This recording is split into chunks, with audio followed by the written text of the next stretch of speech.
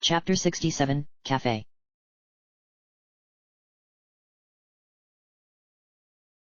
The Legend of Sunset Shimmer, Majora's Mask. By Ganondorf 8. August 7, 2017. Chapter 67, Cafe. While I was no stranger to love, I had a love life once, though it was one-sided, and Princess Twilight had one of her own. The situation with Scootaloo was different from what I had experienced or imagined. I was expecting it to be simple, reunite her with her true love while collecting a few masks, yet it was already proving itself to be monumental. Cafe, the one she loved, was nowhere to be found, and all she had for a lead was a letter the postwoman delivered, and who refused to explain where the letter originated from. It wasn't like Scootaloo could go around Clock Town, knocking on each door, and ask if the occupants inside had written it. Not even I could do that, as I was still a little in the dark regarding this whole matter. I suspected straight away that Cafe was still in town, as his letter wouldn't have been picked up by the postwoman. She most likely stuck to delivering for Clock Town and nowhere else, so the big question was, where could he be? The only clue I personally had regarding his appearance was his mask, given to me by Monsieur Aroma, yet it wasn't an actual likeness but rather a rough caricature of him. Searching around for Cafe would therefore prove pointless due to not knowing exactly what he looked like. There was another big question, and that was, why was he hiding from Scootaloo in the first place? Why not confront her in person and explain things? Granted, that would make his whole disappearing act a moot point if he had gone to her, but it still didn't explain why he went and did it, knowing how it would affect Scootaloo. The more I thought about it, the more it made me realize that this was not your typical romance story. The best way to truly figure things out was to meet with Cafe himself to get his side of things, but without knowing where he was and what he looked like, finding him was pretty much impossible. Scootaloo wanted me to meet her later on, close to midnight, in order to explain things further, so that gave me about 6 hours to do some running around before meeting her to continue this plotline. I needed my sword upgraded, and that would take a couple of days, since the mountain smithies needed an entire day just for one reforging session. To be honest, I didn't really need to get it reforged, as I already had the Great Fairy's sword and it was more powerful than any other blade in Termina. Getting this other sword was merely a means of having perfection, but not really necessary. Even if I were to go to Snowhead for that, I was still left with too much free time before having to meet Scootaloo. A part of me wanted to pay Aria Blaze, the postwoman, a visit, as she was clearly hiding something when she delivered the letter, but because she was always running around on her delivery run, I had no idea when she would stop for a while before going back out on the job. I wished I had taken some liberty with regards to knowing what certain people were doing outside of their usual routine. I could have saved myself from getting a headache if I knew what they did. As I walked outside of the Stockpot Inn, I noticed Sunset Goro was sound asleep next to the path that linked back to South Clock Town. While her snoring proved to be slightly distracting, she looked rather content despite she was sleeping outside, no thanks to me taking her reservation. I still felt bad for doing that to her, but it was a necessary means, as Adajo insisted on me getting what turned out to be a key that would let me enter the inn at any time after it closed for the evening. I considered waking Sunset Goro up just to make sure she was okay, but opted not to out of guilt for having wronged her. Walking back into South Clock Town, I looked up at the clock tower and dread began to fill my heart, along with a bit of irony. I was now at the final stage of the journey, having gone through so much just to reach this point.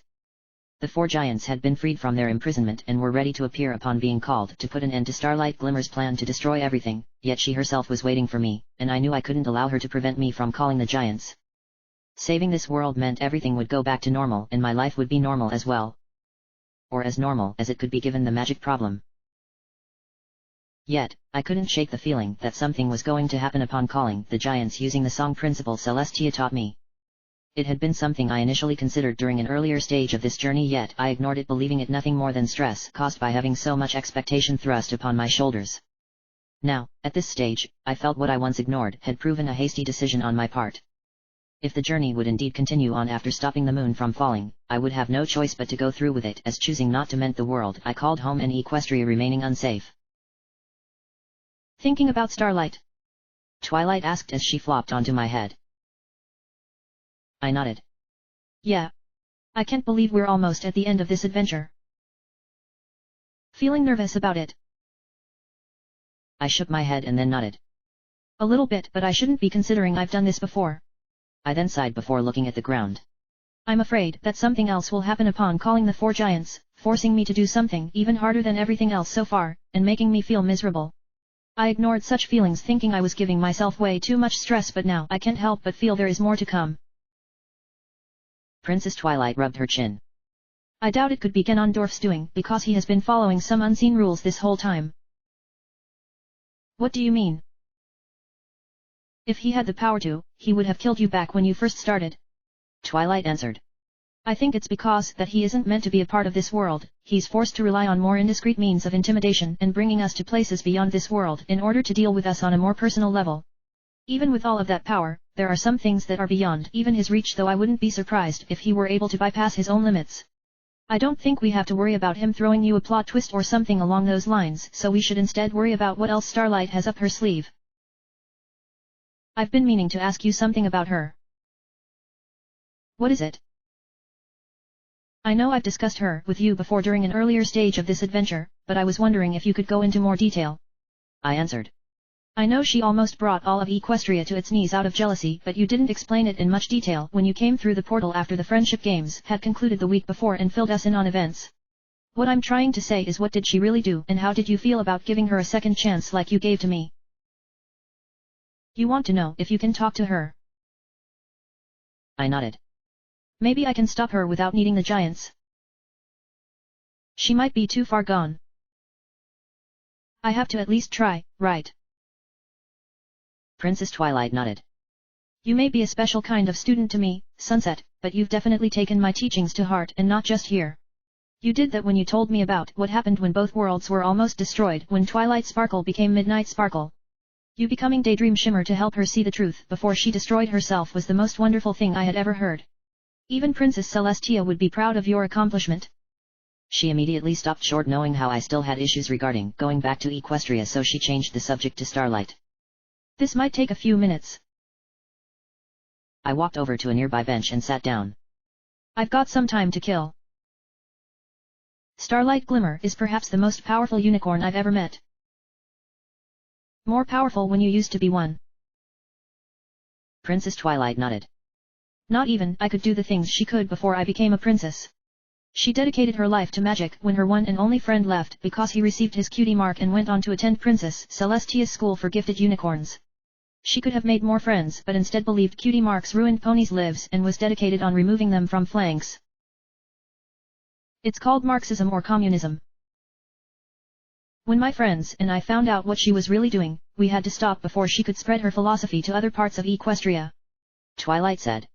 In her mind, her way of thinking was the future for all ponies and nothing else mattered. She even interrupted one of my friendship speeches, something that had never happened before until she snapped after being exposed. I learned she had been spying on me in particular as a means of learning all she could about my life before making her move, but had I learned ahead of time, I could have talked to her and not go through several alternate timelines. What were those like? Each one was worse than the last, though I think some of the alternate futures were ridiculous. Like one where 2 shyster ponies was worse than one under changeling rule. Wow. Princess Twilight coughed. Starlight made it so that she would always be there in the past, ready to thwart my efforts every time I came back in my bid to stop her from stopping the sonic rain boom that Rainbow Dash created. I didn't think such an advanced spell was possible, yet she clearly showed it could be done, and this was especially true when she took a spell created by Star Swirl the Bearded long ago and modified it to suit her own needs. In that one moment, I felt completely inadequate. I felt my magic amounted to nothing, while hers was beyond anything I could have done. And when she reformed, it took some mighty convincing to change her. You said she showed you her origins. Princess Twilight nodded. Yes, but I wished she had gone into more detail, but I didn't pressure her into explaining, otherwise that would have had a negative setback, prompting her to want to continue our pointless grudge until one of us collapsed. While I should have been more lenient with Starlight given she almost destroyed time itself, I believed she just needed the right pony to guide her along and help her restart her life over again. Fortunately, no one knew what she did, as otherwise Canterlot's dungeon would have had a permanent resident, or she might have been exiled.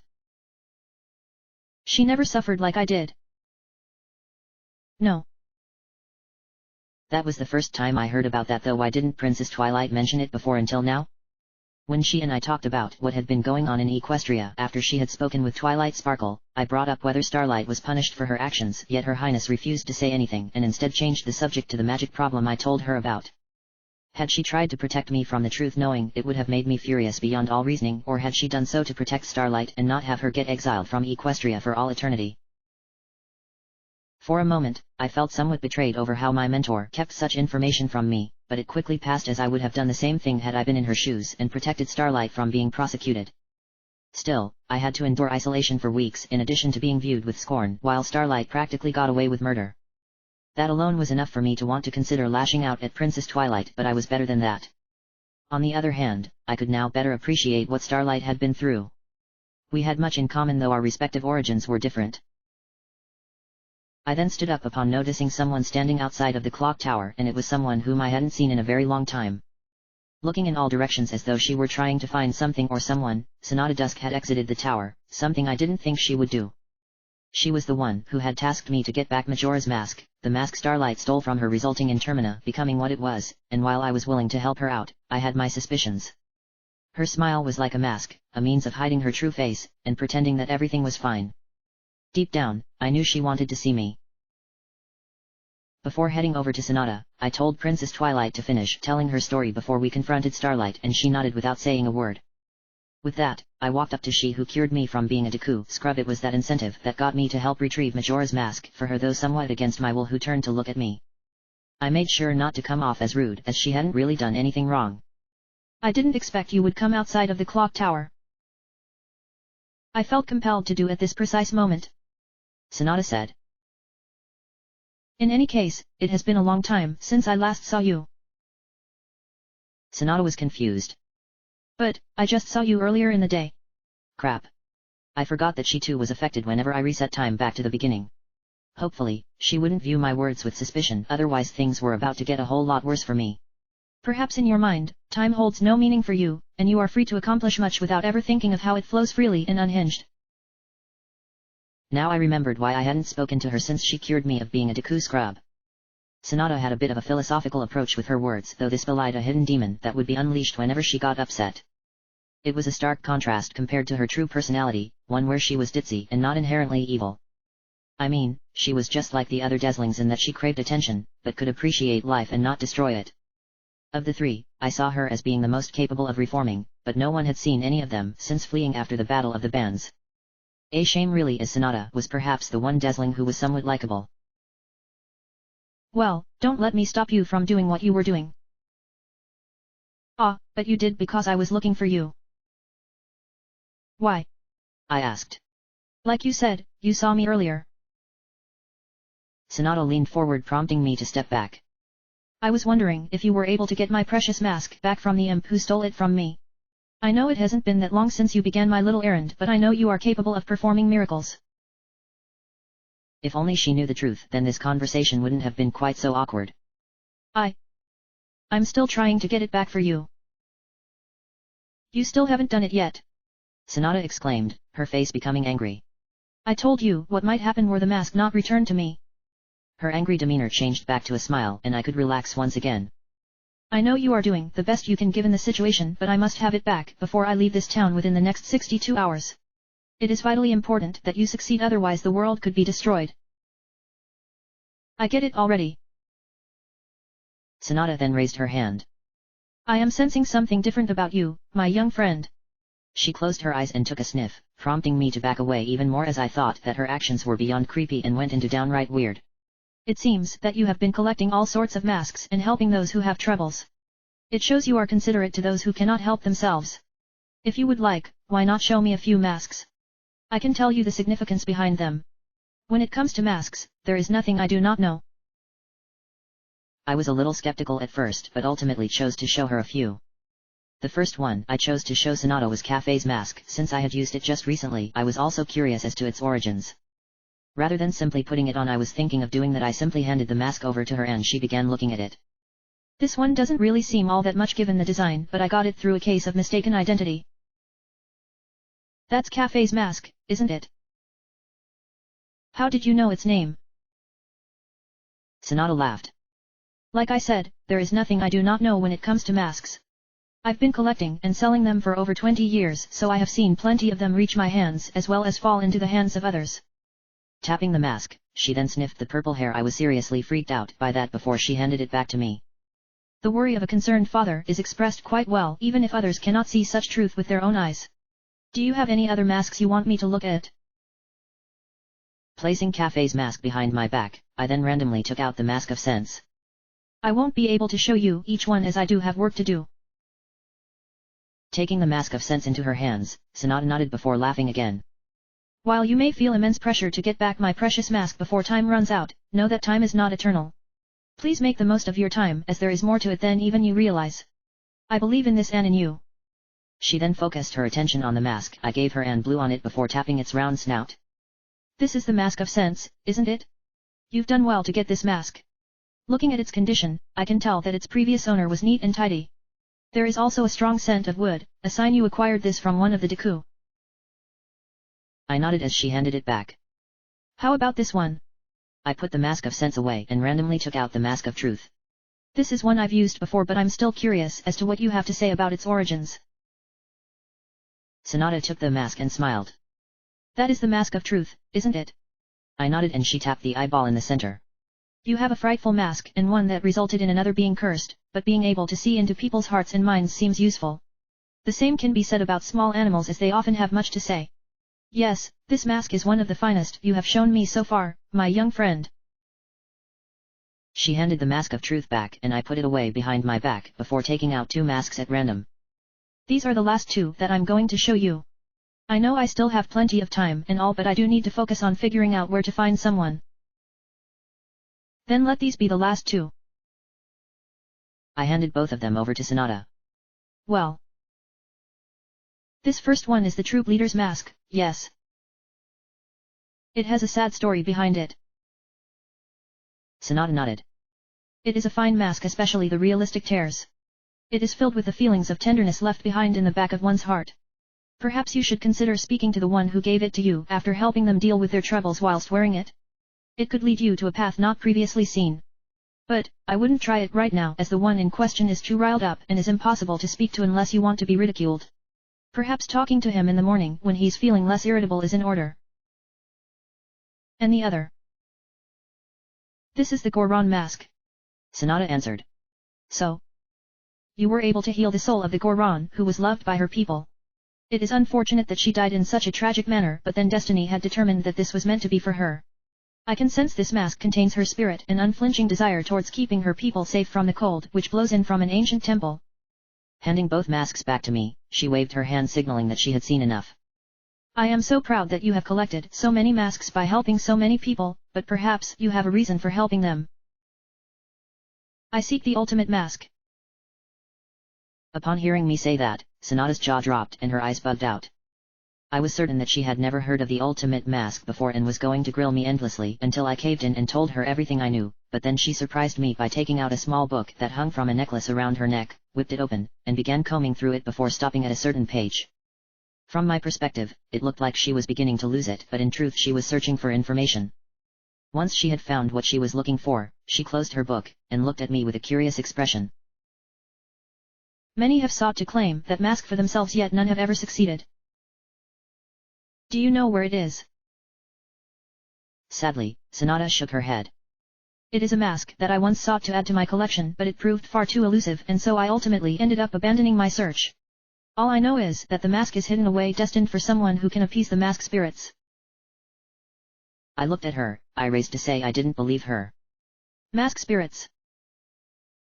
Sonata nodded. They are spirits who are dedicated to masks and ones that I allow to guide me on my own journey to collect as many precious masks as possible. Perhaps you will meet them one day and appease their nature? But, surely you should be able to do something. Believe in your strengths. Believe? You'll do fine. Surely you will be able to recover my precious Majora's mask. I will always be here at the clock tower waiting for you. With that, she turned around, thrust open the doors at the base of the tower, and walked inside before closing the doors, leaving me to ponder over what she had said. I was honestly surprised at how much she knew about each mask I showed her, though I wouldn't be surprised if she knew about ones I hadn't shown her, let alone found. Despite her calm demeanor, I wasn't about to give Sonata the benefit of the doubt. She could easily become merciless at the drop of a pin, and that alone was enough to make me worried about what she was capable of doing. If I failed in my mission to give Majora's mask back to her, I shuddered at such a horrible thought. Looking up at the sky, I saw that the sun was beginning to set, and that meant I only had a few hours more before I was to speak with Scootaloo. While talking to Sonata didn't waste too much of my time, my schedule had gotten much tighter since I also had to make a visit to Snowhead in order to upgrade my Kokiri sword twice by the mountain smithies. It shouldn't take that long for me to go there and drop off my sword, but then there was something I seemed to recall about their place of business. Yes. Their furnace had been frozen over because of how cold it was up in the mountains, so I needed to melt the ice to get them working. That was my plan. Paying the mountain smithies a visit and getting back to Clock Town to see Scootaloo. Taking out the Ocarina of Time from the pouch on my belt, I was so glad Flash Sentry taught me his song that allowed me to warp around to the various owl statues he had placed throughout Termina. If not for those, I would have to get to these respective locations the hard way, thus preventing me from doing certain things, all because time wouldn't have been on my side. As I raised my instrument to my lips, I suddenly noticed a familiar person running by before stopping at a mailbox. Before I had a chance to talk to her, Aria immediately took off and ran into West Clock Town by using the connection on the southern end of Clock Town. While I wanted to go to Snowhead, I was compelled to follow her as she knew something about the letter she delivered to Scootaloo earlier. Running after her, she proved to be very elusive in that she had disappeared upon my entering the west side of town. It made sense as she knew her way around better than anyone, and I felt dejected knowing I lost her almost straight away. Sighing, I walked along the street and thought about where she could have gone. Aside from a single mailbox along the way, there wasn't really anything of interest that someone like Aria would stop at. As I learned from listening to her conversation earlier with Scootaloo at the Stockpot Inn, Aria was a stickler for sticking to her schedule and hated it when she was forced to slow down for anything. While I admired such dedication, it also proved troublesome. Frustration built up in me and I unleashed it by pounding the ground with both fists, prompting Princess Twilight to stop me from doing anything else.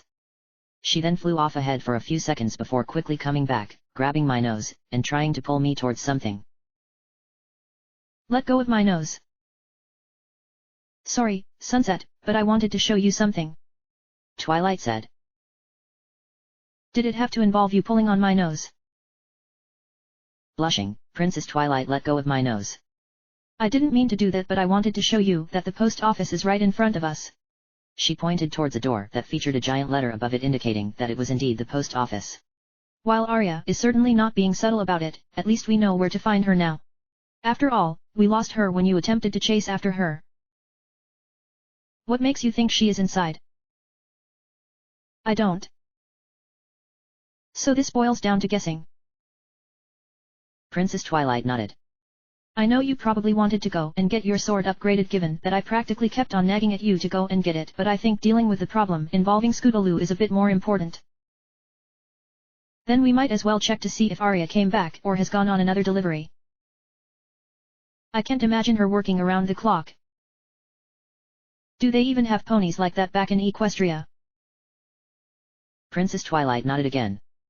They really love working to the point where they give up on sleep just to meet their quota. To be honest, they really should consider taking a vacation before they end up giving themselves a nasty ulcer or something. Walking up to the post office's door, I gently tapped on it using the back of my hand and someone on the other side told me not to disturb them. I tapped the door a second time and got the same message, only this time it was much more gruff, though I knew it was Aria who was calling out.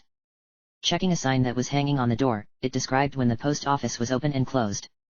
Aria certainly had a busy schedule as according to the sign, she only had a 2-hour break before having to go out again and deliver more mail. Did she honestly deliver out in the middle of the night? Surely she had to have some sleep, otherwise exhaustion would have claimed her by now. Opening the door, it was unlocked as she was inside and entering the post office. I was surprised at how neat and tidy everything was. No doubt Aria was dead set on making the post office run efficiently at maximum potential, though I did notice that there was no one else around other than her. It must have been hard for her being the only postwoman around, but I doubted she complained as she clearly enjoyed running around and delivering letters. The bed, table, and chairs located ahead revealed that she practically lived in here, though she herself appeared to be concentrating on something she hadn't noticed me come in.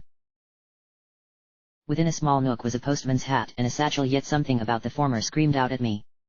Was it possible that I could obtain Aria's hat as some kind of mask to add to my collection?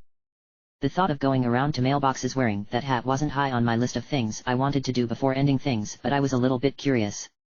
My eyes spotted a pair of letters on a nearby shelf that piqued my curiosity. One of them said, "Last night, I wrote a letter to myself and deposited it in a post box. Sure, it sounds weird writing a letter to myself, but I really needed it. I retrieved it earlier and tomorrow morning, I shall deliver that letter." The other letter said, "To myself. You have been doing a great job delivering the mail. According to the context of both letters, Arya enjoyed praising herself for what she did around town, but she also sounded lonely and perhaps a bit desperate.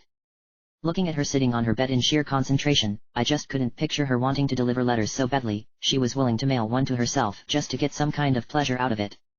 Was this a side effect brought on by all that had been happening around Termina? Not only did I want to inquire about who sent Scootaloo's letter, but also Arya's mental state. I walked up to her and coughed. Hearing me caused Arya to jump slightly in the air before landing on her back. Wow. She got up and looked at me for a brief moment before resuming what she was doing, leading me to think she was ignoring me on purpose. 4. 5. 6. She stopped, looked at me again, blinked twice, and jumped again, landing on her back. You startled me. I didn't even hear you come into the post office. Getting up, she wagged her finger at me before sitting back down. Please don't interrupt my training. This is the only time during the course of the day where I can relax before going back out to deliver my letters. What are you doing? Training my mind. By counting. Arya scolded me. Of course. In my mind, I am running for exactly 10 seconds without looking at a clock. If I can succeed in doing this, then I will know that I am the best postwoman this town has ever known, but I won't achieve my goal if you keep on talking to me. You see, I was in the middle of mental training when you popped out of nowhere and broke my concentration. You may make fun of me, but this is quite difficult. Only those who have a sharp mind can count to 10 without the need of a clock. She tried counting only to stop suddenly because of my presence. Why are you even here in the first place? I need to talk to you about a letter. All you need to do is follow the rules I wrote down on that scroll on the wall. Arya said. If you can't figure out what it means, then you've got no hope at all. Now, if you don't mind, I must focus my mind and count up to 10. She managed to count up to 2 when she suddenly recognized who I was. You're the one I saw at the stock pot inn earlier when I was there delivering a letter to Anju. Yes, I recognize your attire even though you had a mask on. Come to think of it, that mask looked awfully familiar to me. I remember seeing it in the postmaster's possession when he became the postmaster and I a postwoman. Monsieur Aroma gave me the mask. Arya was shocked. The postmaster gave it to you? Then you must be the one he hired to find his son, Cafe. She turned away briefly, allowing me enough time to whip out Cafe's mask and place it on my face before she turned back to see me. Oh. So you're wearing it now in hopes I would know something about him? Well. I only ever met him a few times when I was but a lowly assistant to the old postman, but he seemed like a nice fellow. He did have a strange fascination with an old mask he always carried around though. I thought it was creepy how he held onto it so fondly, and he was a grown man no less. I took the mask off knowing she wouldn't say anything else. Now. About that letter you gave to Anju. I made sure not to mention Scootaloo by name, otherwise Arya would just get confused and I would get nowhere. She asked you where you got it from but didn't answer her, saying that it was a secret. It's a secret. My expression after that response made her quiver. That wasn't what I wanted you to say. I know you have an obligation to keep the identity of customers and their locations a secret, but this is really important and could be the breakthrough. I need to find out where Cafe could have disappeared to. The howl of a wolf somewhere outside informed me that the sun had gone down and nightfall had begun.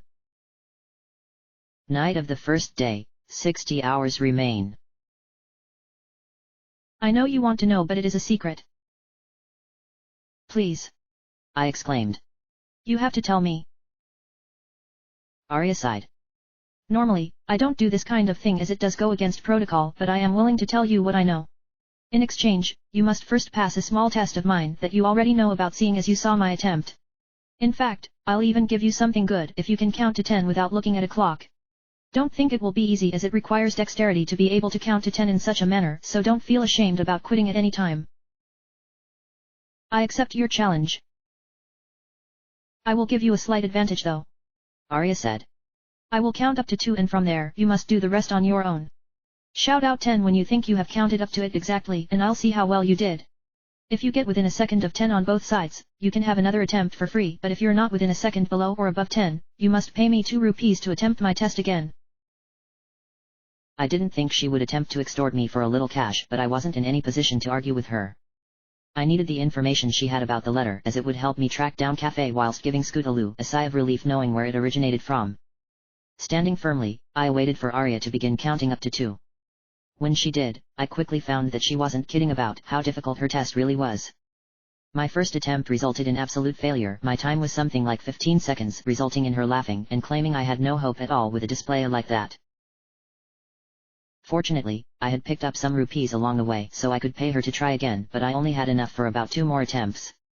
Handing over 2 rupees, she counted up to 2 before handing things over to me, but upon saying 10 several moments later, ending the challenge, she revealed my time had gotten even worse. It was 25 seconds, which was way off the pace.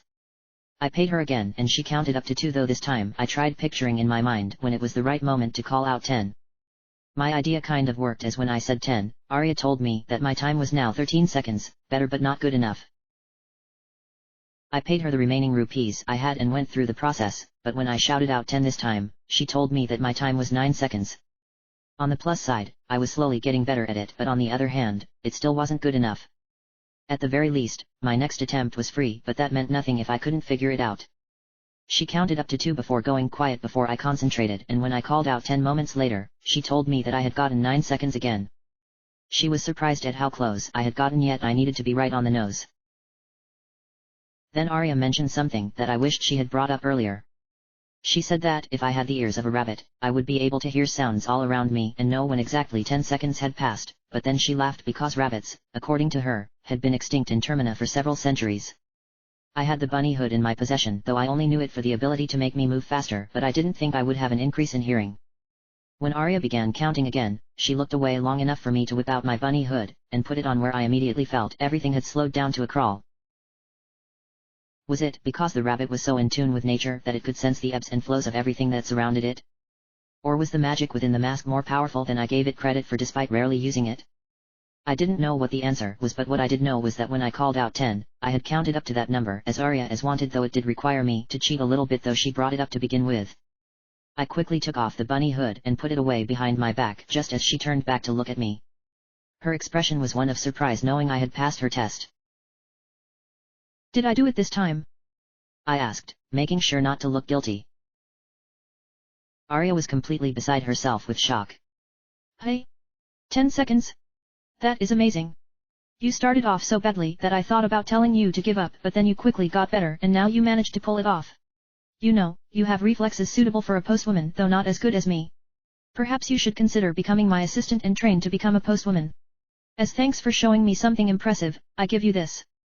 She reached over to the other side of her bed and pulled up a piece of heart before handing it over, and upon holding it in my hands, I felt the warm embrace that came from it, and it made me feel strong again. Now, about that letter. I promised I would tell you, and so I shall. Where did you get the letter from? I received it from a young boy who lives somewhere near the laundry pool. Arya answered. I don't know what he looked like, as he wore a strange fox-like mask that covered his face, but he has been seen going to the mailbox at the southern end of town several times, according to people. There is a mailbox in the laundry pool that he uses, but I don't know his exact location, given that by the time I get to it, he has disappeared. Along with the letter, there was a note saying not to let anyone else know where the letter came from. In my eyes, I believed it to be a joke, but perhaps something else was going on altogether. Why hide that fact from Anju though? She looked miserable, so I chose not to say anything.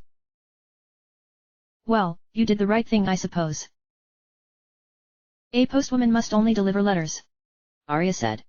I cannot allow myself to become involved in the affairs of other people. In any case, that is all I have to say about the letter, so please do not ask me any questions. While I was impressed with your skill, I can't be like this. I must train even harder than ever if I am to count up to 10 without looking at a clock. I will be the best postwoman Clocktown has ever seen, and no one shall deny me that title. It was clear to me that Arya had gone off the deep end, so I thanked her before taking my leave of the post office. As I closed the door behind me, I could still hear her shouting on the other side about how she was going to train even harder. Hopefully, she wouldn't become obsessed with it and end up hurting herself. Despite having to go through a rather ridiculous test, it was worth it to learn more about what was going on regarding Scootaloo's love life.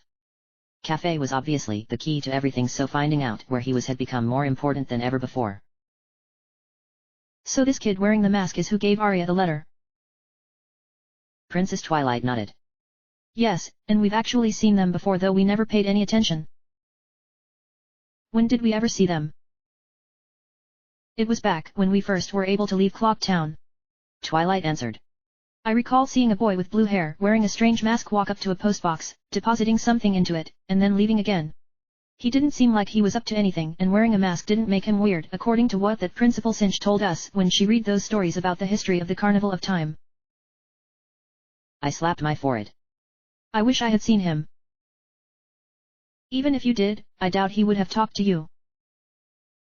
Where do you suppose he is? I don't know. That didn't give me much hope. I guess we should go back and see what Scootaloo has to say. I sighed. Perhaps she will give us the next piece of this puzzle? I honestly thought this was going to be easy given how I was romantically involved with Flash Sentry despite it being one-sided and seeing you go through a similar thing. Instead, it just keeps getting more and more complicated, all because the supposed groom disappeared days before the wedding. It's frustrating, yes, but we can't give up. I'm not about to. In any case, we can't see Scootaloo just yet. Why not? Pointing to a clock on a nearby wall, Princess Twilight revealed that it was only 7 o'clock p.m. Scootaloo told you to meet her at 11:30 p.m., so we still have 4.5 hours to go before then, so you could make your way over to Snowhead to upgrade your sword. You will need to get some rupees out from the bank unless you want to quickly rupee grind outside in the field before heading there. I also suggest bringing along a fire arrow in order to melt the ice that has frozen the mountain smithy's furnace. If I recall correctly, we had to wait until spring returned for them to provide assistance, but now you can do things a little quicker now. I guess that's true. So long as nothing distracts you, you should have more than enough time. While I wanted to upgrade my sword to its strongest level, I was still hesitant about it given how I had the Great Fairy's sword to use as a backup, but then if I didn't go and get it reforged by the mountain smithies, Princess Twilight would never stop complaining over how I kept on neglecting it for so long. Personally, I wanted to simply kick back while waiting for the anointed time where I was to speak with Scootaloo, but I supposed I could pay Fancy Pants and Lord Tyrek a visit provided Her Highness doesn't freak out when seeing the latter given what she went through when he tried to conquer all of Equestria. Heading back into South Clock Town, I walked up to the bank and asked Fleur de Lis to take out 100 rupees, though she warned me that it would soon be gone before I knew it, but to upgrade my sword, I first needed to pay 100 rupees. I doubted I would get the discount the second time around. With money in my wallet, I thanked Fleur for the service, walked away from the bank, raised the ocarina to my lips, and played the Song of Soaring. In my mind, I focused on the mountain village as the mountain smithies were located there before wings protruded from my back and wrapped themselves around me before spinning around me several times until I disappeared. Moments later, I found myself back in Snowhead for the first time since I successfully won the race over at the Goron racetrack, and immediately I folded my arms as a means of warming myself up. The cold winter of the region could be felt all around, and it was clear that I had completely forgotten about it. The last time I was here, the cold didn't really affect me as I had traversed through similar conditions during my previous journey, but I never realized how cold it could really get. I didn't have far to go, and for good reason, as I also forgot that it was colder during nightfall as opposed to the daytime. Without wasting time, I trudged through the snow. It was a lot deeper than I remembered until I reached the mountain smithies. Before going inside, I checked to make sure I had arrows in addition to magic power so that I could use a fire arrow. To my dismay, there were no arrows in my quiver. I slapped my forehead again, knowing that whenever time was reset, I would lose ammunition like arrows, forcing me to collect them all over again though my magic was retained. Grumbling to myself, I trudged back into the snow, picking up some snowballs along the way, and smashing them into the ground where they produced arrows that I picked up along with some extra magic jars.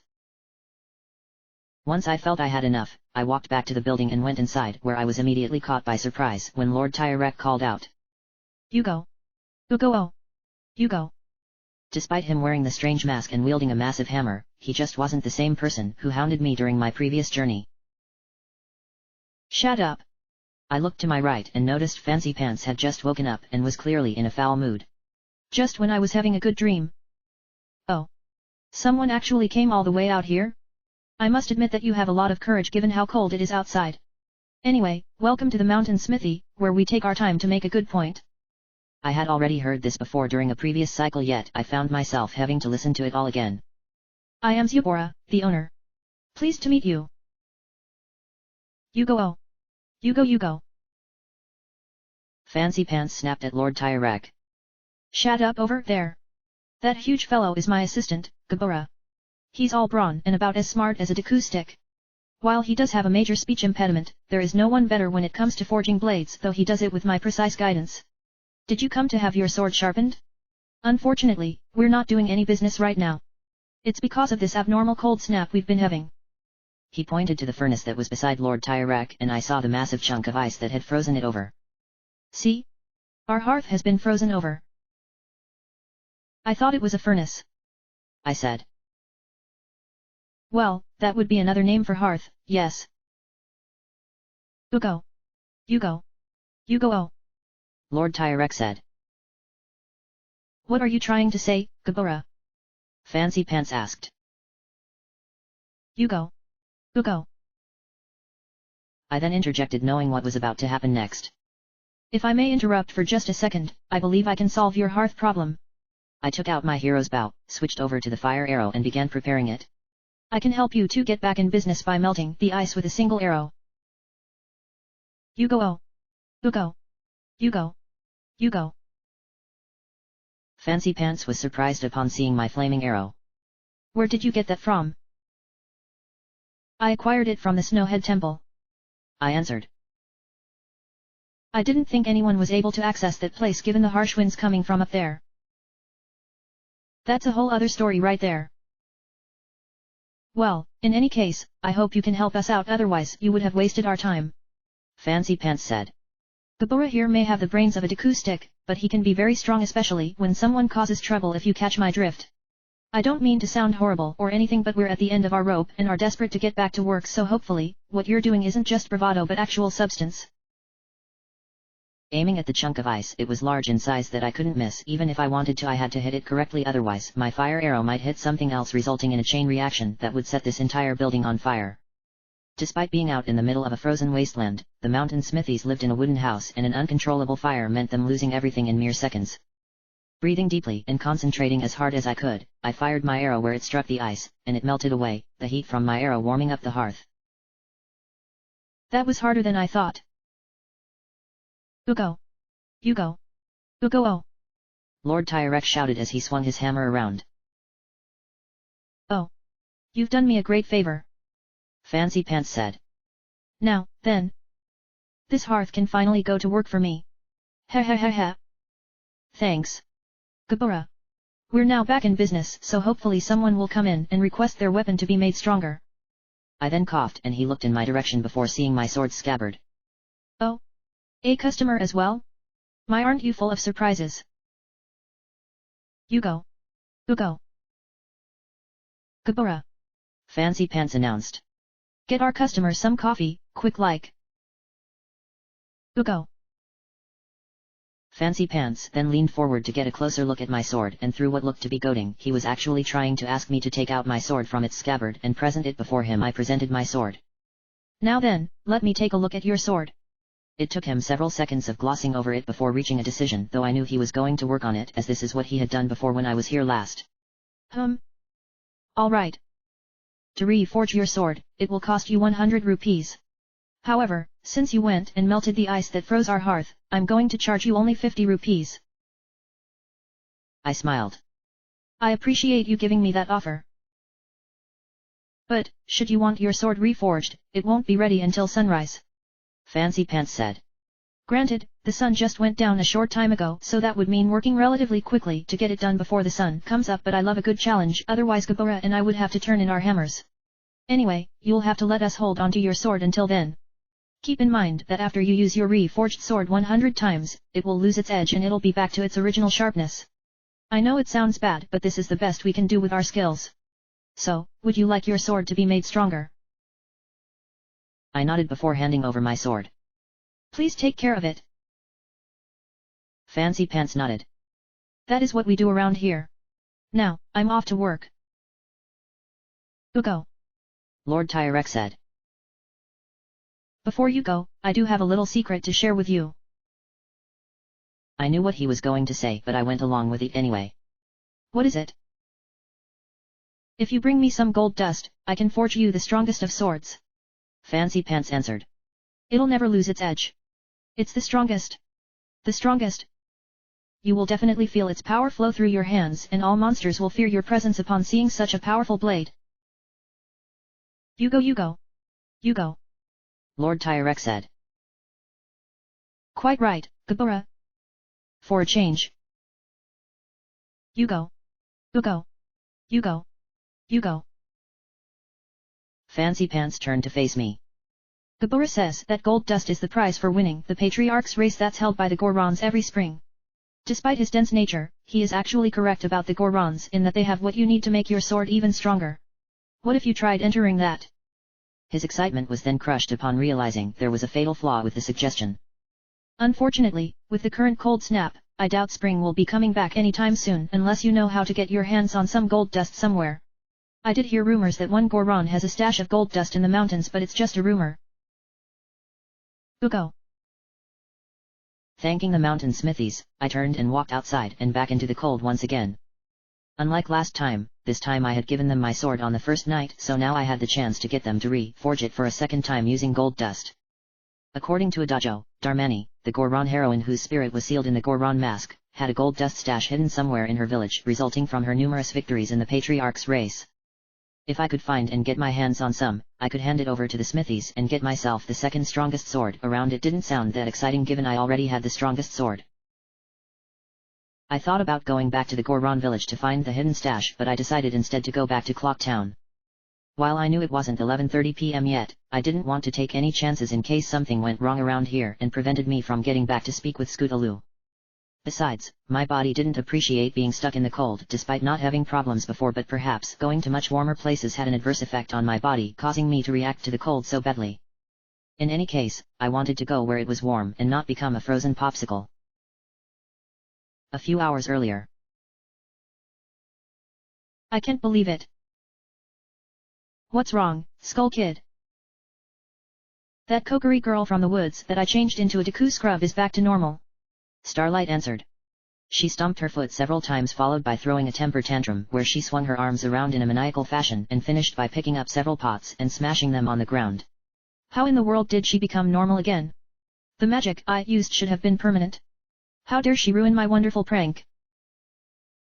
Don't let one setback make you upset, Spike said. Starlight was clearly beyond reasoning and ignored what he said. That was one of my best pranks and that girl ruined it. How? How? She clutched her head and began shaking out of sheer anger and almost smacked Spike before she eventually calmed down. Come to think of it, how did she get back that ocarina I stole when you and Tattle spooked that obnoxious horse back in the woods? I know I stole it from her, as I even stole her horse, but now she has it back again. Spike shrugged his shoulders. I don't know how she did, Skull Kid, but she did. That wasn't what Starlight wanted to hear. That girl is nothing but a big party pooper for ruining my fun. If I could, I would gladly take care of her right now before she gives me even more of a headache, but I must focus on carrying out the ultimate prank. She looked up at the moon and laughed, which made Spike very uneasy. Soon, my ultimate prank will destroy this world and everyone will pay for how they mistreated me. Just because I love playing pranks on them without their knowledge doesn't mean they have the right to scold and push me away. You know. Just thinking about what will happen in a couple of days is making me feel a lot better now. Glad to see you're back in a good mood. Besides, I doubt that girl is going to be able to do anything to stop me. Spike didn't sound quite as confident. Are you sure about that? Of course I am, Tail. Starlight answered. You clearly saw that she was no match for me when I transformed her into a lowly Deku scrub. Sure, she managed to break the curse, not to mention my magic, but that's as close as she is going to get. From what I have seen, she keeps on leaving Clock Town to go to the 4 regions of Termina, but by then I lose complete interest in her. Knowing her, she probably felt way out of her league and probably ended up giving up and going back home. Do you think it's possible that she rescued them, Skull Kid? What are you getting at? Because you said you lost interest in her, it's possible that she may have succeeded in freeing the Guardians without you even noticing. How can one girl do all of that in just 3 days? Spike shrugged. Maybe she's one of those really lucky girls. Starlight went quiet for a few seconds before erupting into a burst of rage again. No. I refuse to accept that. There's no way she could have saved them all in just 3 days, especially after I went to so much trouble pulling prank after prank in each region. Why does this girl have to be so annoying? Maybe it's a sign that you should stop before things go too far. What did you say? Spike cowered a little before responding in a meek-sounding voice. While I know you've had lots of fun pulling pranks, Skull Kid, and are still itching to pull off some more thanks to that mask you stole, I was thinking that things are getting out of hand, what with wanting to bring down the moon to destroy everything. I've stood by in complete silence as you continued making people miserable even if they didn't wrong you way back when, but now I feel I should stand my ground and suggest that you stop now before you're too far gone. At first, Starlight said nothing in response to Spike. Instead, she chose to walk around for a few minutes, pausing every few moments to think about what she heard, and then continuing on again. When she finished walking, she turned to look at Spike, who gulped whilst wondering what was going through her mind, but she turned away from him before turning back and smacking him so hard that he crashed into the ground. He picked himself up as Starlight burst into laughter before she dashed forward, the eyes of her mask glowing in an eerie light, laughed a second time, and squatted down to Spike's level where she spoke in a deep voice. Don't speak out loud ever again. But, Skull Kid. Starlight slammed her fist into the ground, leaving behind an indentation. You will do what I tell you unless you want to die.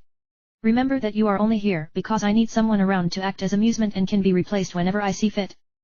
The fear in Spike's eyes made him burst into tears as Starlight clutched her head before shaking it a few times. Hey? Did I just do something? Hey? I can't remember. She then saw Spike crying and immediately cupped her hands together before scooping him up. Tail? Tail? What's wrong? Why are you crying all of a sudden? You've changed, Skull Kid. How could I have changed? Starlight asked. I'm still the same fun-loving prankster I've always been. Spike shook his head. No. You've changed. You're no longer the friend I used to know. Starlight shrugged her shoulders. You must have hurt your head or something when I got frustrated because of that girl. I was so annoyed that I feel like I lost complete control of myself and something else ended up taking control of my actions. I know it sounds weird but it did feel that way. Releasing Spike from her hands, Starlight looked up at the moon and clutched her head again. Ugh. I don't know what happened but it won't stop me from pulling off the ultimate prank and make me a legend. Anyway, if I did something to upset you, Tail, then I'm sorry for doing it, alright?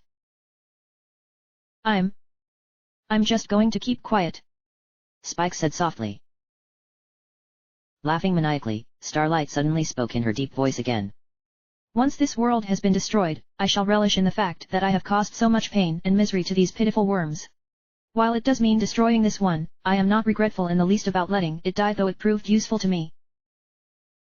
It felt weird not having a sword to protect myself from harm. I mean, I had the Great Fairy's sword and while it was powerful, it had obvious flaws such as not allowing me to use the spin attack. I didn't use it that much anyway and preventing me from using my shield, but I preferred having my regular sword around. I guessed that because I had used it so often and that it had been there for me, I had grown attached to it as though it were an extension of myself. Not even the strongest blade could replace what had been there by my side, so I couldn't help but feel naked without it in my hand. But, the mountain smithies were working on making it into the razor sword like they did the last time.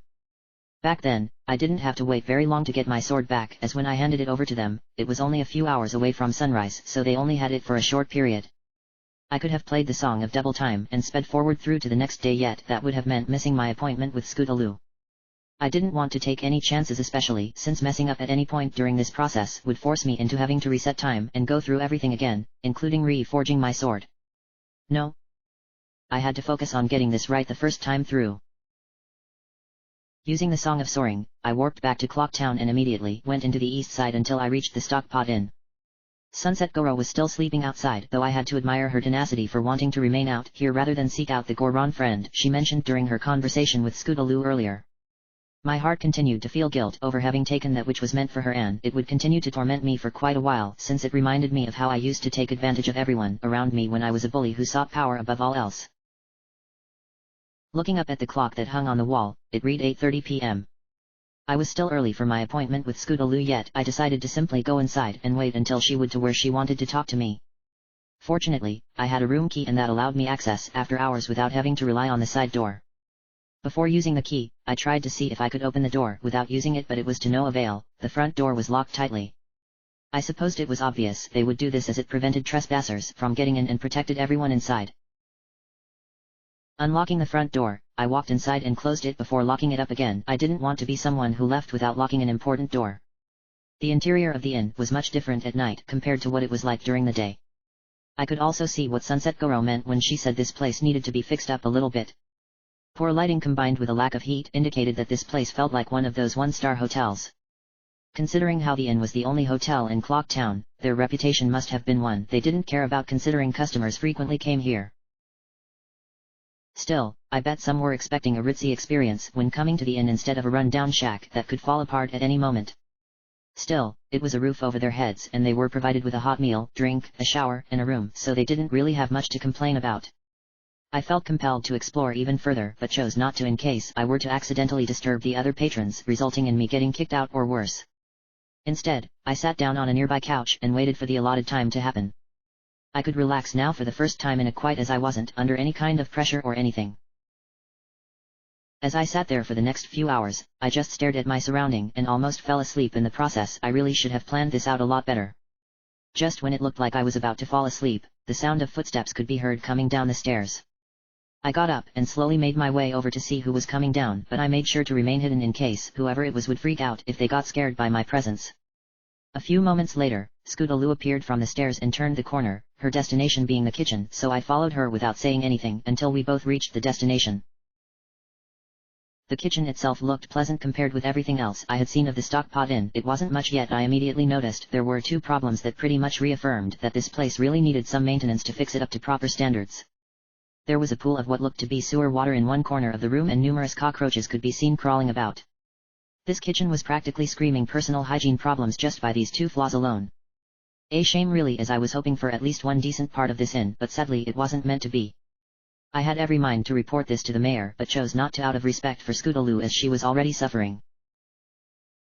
Turning towards me, Scootaloo was slightly taken aback before she bowed slightly. "Thank you for coming." I smiled. "While it may be a little late, I'm not bothered as I've been pretty active during the late hours. I am sorry to trouble you late at night, but I needed to speak with you," Scootaloo said. "It's about him. Cafe. Speaking of him, I paid a visit to the postwoman." "You did?" I nodded.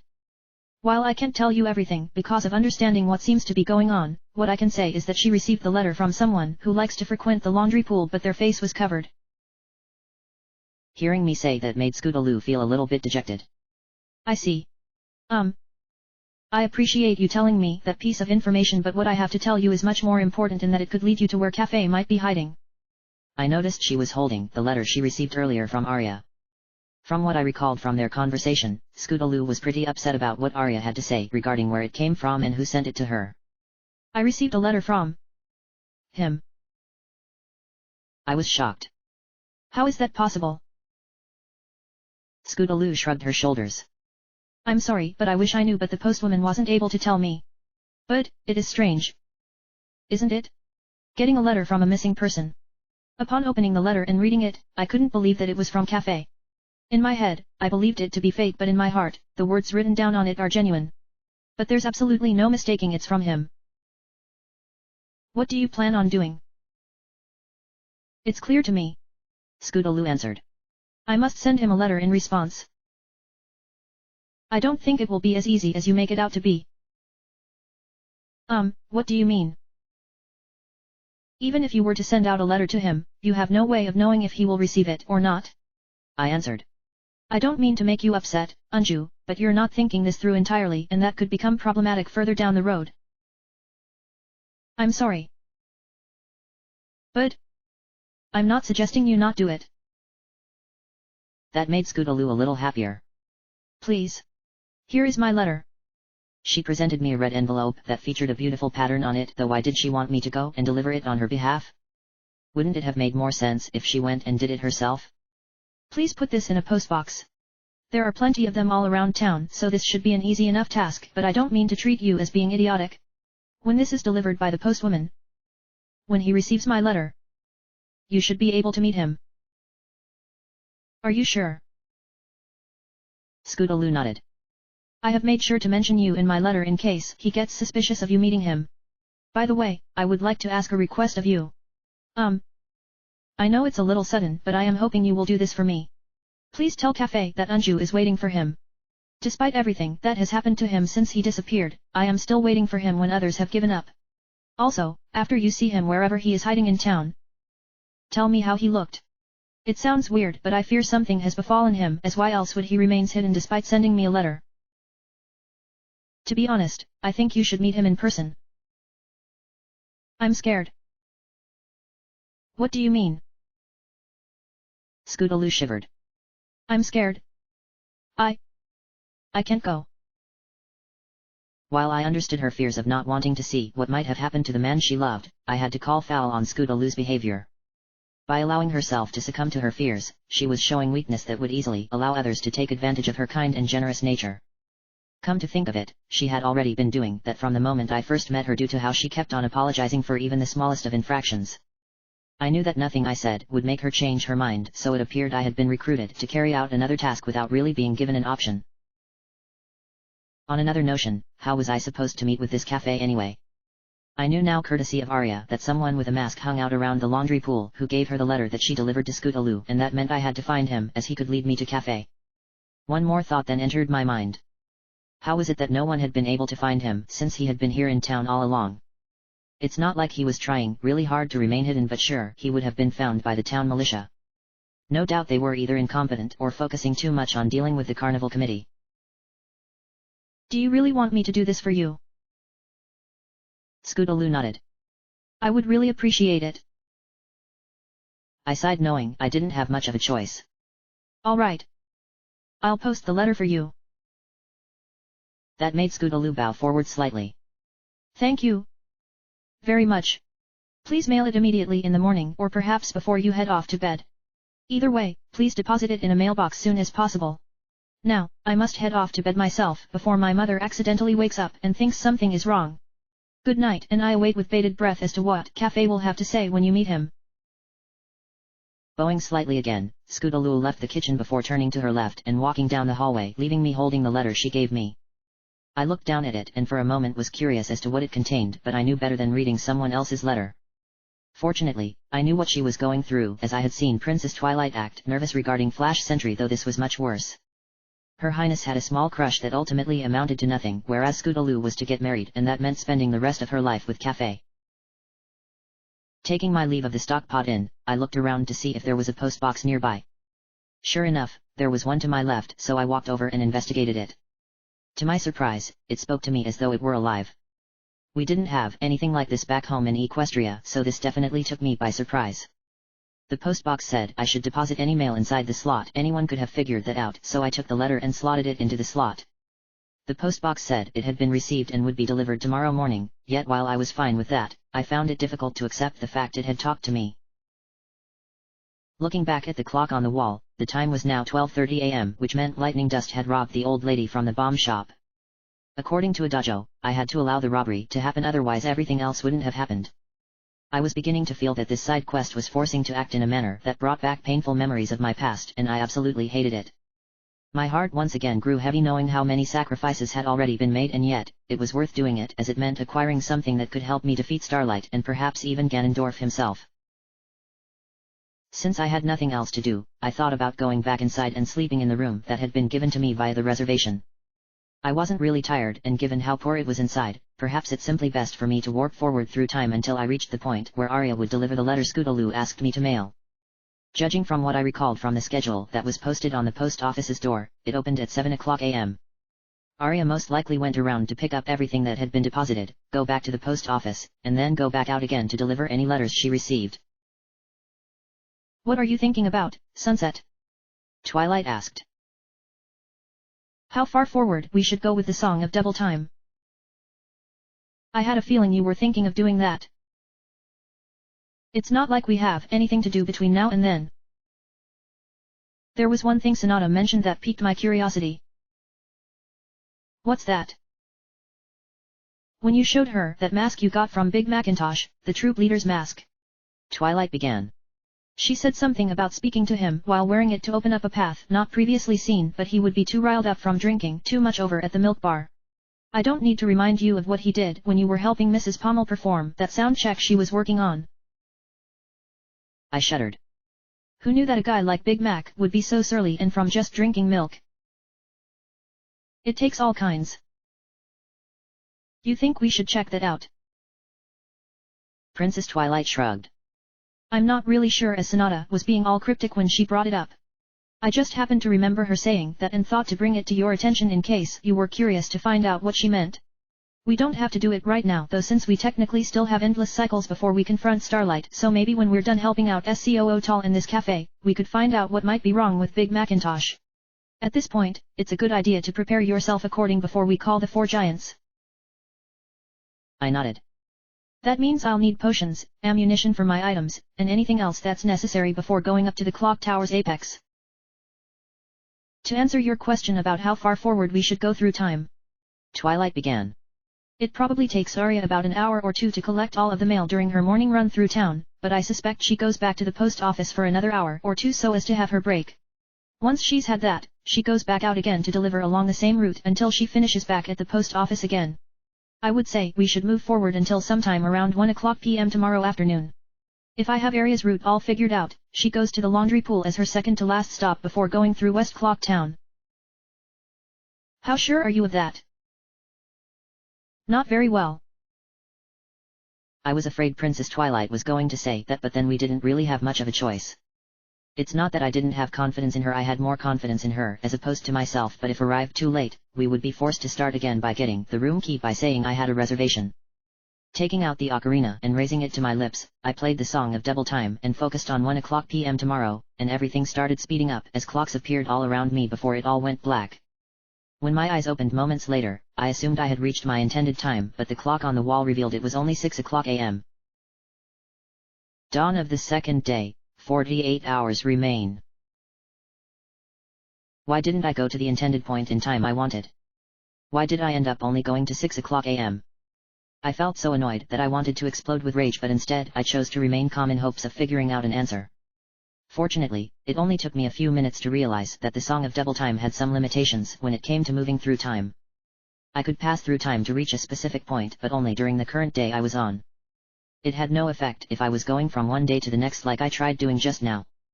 While it was an inconvenience, it wasn't anything serious as I could just keep moving forward through time by playing the song. Playing the song of double time again, I focused and the clocks surrounded me again as I moved forward through time until everything went black again. I opened my eyes a few moments later and looked up at the clock on the wall where it told me that the time was now 1:00 p.m. Whew. I reached where I wanted to go despite the slight hiccup along the way courtesy of the song's limitation. Again, it wasn't that bad, just a little inconvenient. Suddenly, I started getting wet due to it raining, surprised how I never noticed until now, but there was no time to complain about having wet clothes and a wet body. Knowing that I had to go to the laundry pool, I cut my way across using the pathway to South Clock Town that was next to the stockpot in Sunset. Goro had since disappeared, so I assumed she was with the Goron she mentioned and entered the laundry pool before ducking behind the lone tree. Peeking around and looking out in front of me, Arya was slowly running up towards what appeared to be an old bell attached to a piece of rope attached to an old sign. When she reached it, she checked her bag before ringing the bell, and out from a side door to the right came a young boy who was wearing a mask. That must be the one Arya mentioned who gave the initial letter to her. Twilight whispered. I nodded whilst whispering. But why would they live out here in the laundry pool? Princess Twilight shook her head. I don't know, but this child must know where cafe is. I have a feeling Arya is going to keep him distracted long enough so you can take the time to swim across the pond and enter that door on the other side. I wonder why I never noticed it before. We only ever came here once when we ran into Discord that one time. Twilight said. I guess we never bothered to take a closer inspection. In any case, you need to hop to it if you want to get inside that kid's place before he does, otherwise we may not get another chance to do so. Checking to make sure neither Arya nor the kid were watching me, I slowly stepped across a bed of flowers, making sure not to accidentally step on any in case doing so would make a noise that would attract them towards me, stepped into the water, swam across to the other side nearest to the door, and slowly climbed out of the water. I looked back to see if they were looking in my direction. They weren't before slowly tiptoeing until I reached the door. Opening it, I crept inside before slowly closing it, and found myself in a room that comprised of a staircase going to the left. I had nowhere else to go, so I walked up the stairs for a few moments before it opened up into a small room. There was a bed with sheets that looked to be old and worn out, a desk and chair with someone's journal left open, and a strange-looking hole on the back wall.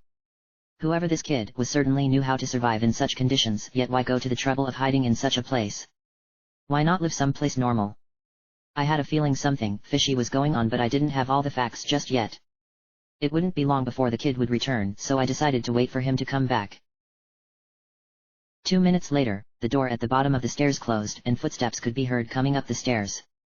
The kid had finished dealing with Arya, so now it was my turn to deal with him, and yet, I knew not to be too harsh as he was my only means of finding cafe. The kid then arrived and came to a sudden stop upon seeing me, but made no effort towards attacking me or pulling some kind of hidden level that would cause me to plummet down to my death or something. Instead, he tilted his head back and forth as if to get a better look at me, but I still had to be cautious in case he did do anything. Surprised you were able to slip by so easily. It wasn't easy, mind you. I thought about throwing you out for trespassing, but then I noticed what you were wearing. Oh. I asked. You were expecting me. The kid nodded. Green hat. Green clothes. Anju wrote about you in her letter. I huffed. Wait a minute. How do you know about that letter? It was meant for someone by the name of Cafe. I then gasped upon realizing what he had done. How dare you read something that doesn't belong to or even concerns you? Not to worry, the kid said as he laughed. I assure you that everything is perfectly legitimate with regards to that particular letter. Besides, you do deserve an explanation, so I hope you are prepared for what I have to say. Before that, however, I need to know if you can keep a secret. This is extremely important, so I must know before I continue on, otherwise things could become quite dire.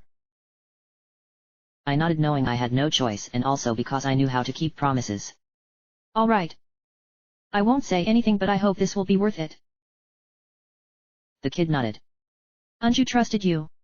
I shall also trust you. He then grabbed the mask on his face and held it firmly in his hand. Had you not spoken to Anju, I wouldn't be doing this, but again, you have earned my trust, so there is no need for me to hide my secret from you. He pulled off his mask to reveal his face, and I was surprised to see that it was someone whom I had never seen before. I am Cafe. Princess Twilight then whispered to me. I don't believe it. That's Tender Taps. Who? He is an earth pony, who was a performer yet lacked the courage to perform in front of other ponies. Twilight answered. According to Applejack, who was told about the incident by Apple Bloom, she and the other Cutie Mark Crusaders succeeded in helping Tender Taps acquire his Cutie Mark while also discovering what their own marks truly meant, helping those who either don't have their mark or do but need to know their meaning. I'm honestly surprised that he turned out to be Cafe, but something isn't adding up. Isn't he supposed to be a young man and not a child? Her Highness was right. Why was Cafe, or rather, Tender Taps, a child instead of an adult? I had to inquire about it without making it sound so obvious. You are Cafe? I mean, I never would have imagined it considering how nonchalant you were with that letter, but this is something unexpected. What my friend means is the Cafe we were asked to look for is an adult. Twilight said. While I have no doubt that you are Cafe, your hairstyle matches that of the mask that bears a likeness to you. When I look at you, I just see a child who happens to have an unusual looking face. Tender Taps sighed. My story is a tragic one. How so? I asked. You are correct in that I am adult. Tender Taps answered. But, that was until just over a month ago. I do not know why I was targeted, but I was turned into this current form by a strange imp wearing a mask. She said that she wanted to make me feel small when she claimed I had somehow wronged her. Her words made no sense at all since I never saw her before until that very moment, and yet I was changed by a dark magic she possessed. I clenched my hand into a fist. I should have known that Starlight Glimmer had something to do with Tender Tap's current condition, and I was just as confused as he was regarding as to why she chose to punish him when he had nothing to do with her. Perhaps she saw him as being too positive and changed him into a child out of spite, or perhaps she really felt he had wronged her in some way. Either way, what was originally a love problem between two people had become something much worse. Not only did I need to solve this problem, I also needed to find a way to change Tender Taps back to his true self. Why are you hiding here anyway? Tender Taps went silent for a while before uttering a single word. Anju has been worried sick about you this entire time, I said. Even if you were an old man, she would still love you no matter what you looked like. You don't need to be afraid of showing what you look like right now. Just muster up some courage and go see her before it's too late and you'll live to regret it. I made sure not to mention that I knew what was going to happen because of seeing it in the future, as that would have freaked him out and he didn't need that. I heard that some people in town may flee if things were to get too hectic, but it's just a rumor right now, but one you should strongly consider. I can't reveal myself to Anju. At least, not yet. Why not? Tender Taps sighed. I'm not hiding because I look this way. If I was trying to hide in that manner, I would have fled Clock Town and no one would have ever seen me again. In reality, my reason for hiding is because of what happened after that masked imp cursed me. I went to see the Great Fairy in the shrine near the North Gate in hopes she could reverse the curse, but on my way there, my precious mask, a wedding ceremony mask, was stolen from me by some prancing woman with a grinning face. I knew straight away that Tender Taps was referring to Lightning Dust, but I pretended that I didn't know who she was. However, it appeared that she was rather infamous around town for being a troublemaker, yet she always got away with whatever goods she managed to pilfer from the innocent. I had allowed her to get away with so much all because I didn't know how to deal with her properly, but perhaps now I could finally do something about her. Still, I wasn't surprised that Tender Taps got robbed, though he was also rather careless carrying around something that precious in the first place. Your mask. Tender Taps sighed again. It was a sun mask that I was to exchange on the day of my wedding with its counterpart, the moon mask, in the hands of Anju. And now, I have lost it and everything else. Before my wedding ceremony, I was quite happy, yet I was targeted because of what I had been turned into. That prancing thief knew the masked imp had cursed me, yet she still took advantage, all because she loves robbing the innocent. Oh my! Twilight said. I pity you. I know Anju is worried about me, but I can't go out yet. And that's because? I asked. I made a promise to her that I would bring the sun mask and greet her on the day we are to be married. Tender Taps answered.